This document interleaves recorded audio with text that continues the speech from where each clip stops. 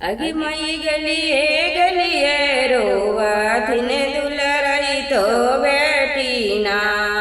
अगे मई गलिए गलिए रोवा थिन दुलरई तो बेटी ना। अगे मई के मोरा जोग के जड़िया ला दे थिन ना।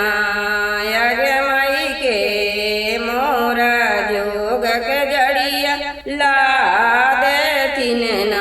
अगे मई महल पैसी बोला थिन दुलरई तो भैया ना।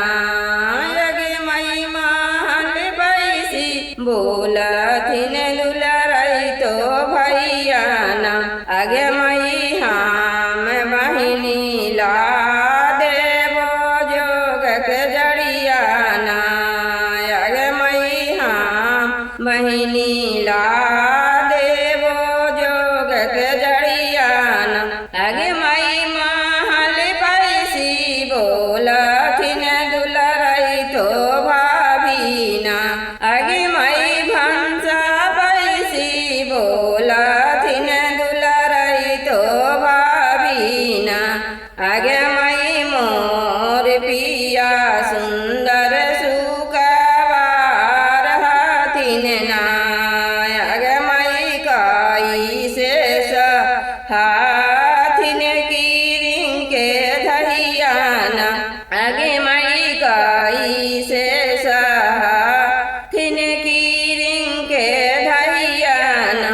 अगे मई महल पैसी बोला थिन दुलरई तो भैया ना। अगे मई आजू के कहन धनिया ना मनवो ना।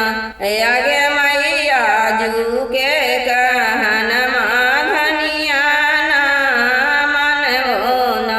अगे मई मैया के जलमल बहिनी कहाँ पैबै ना। अगे मई मैया के जलमल बहिनी कहाँ पैबै ना। लेहुना दुलरई तो भैया कांध कूदरिया। लेहुना दुलरई तो भैया कांध कूदरिया। ला देहूँ जी भैया जोगा के जड़िया। ला देहूँ जी भैया जोगा के जड़िया। पीस देहूँ जी भाभी जोगा के जड़िया। पीस देहूँ जी भाभी जोगा के जड़िया। सिलिया ही पीसी हा कटोरिया उठई है। सिलिया ही पीसी हा कटोरिया उठई है। पी लेहूँगे बेटी जोगा के जड़िया। पी लेहूँगे बेटी जोगा के जड़िया। कौनी करने पापा पटना गए हैं। कौनी करने पापा पटना गए हैं। कौनी करने अम्मा दुआर खड़ी है। कौनी करने अम्मा दुआर खड़ी है।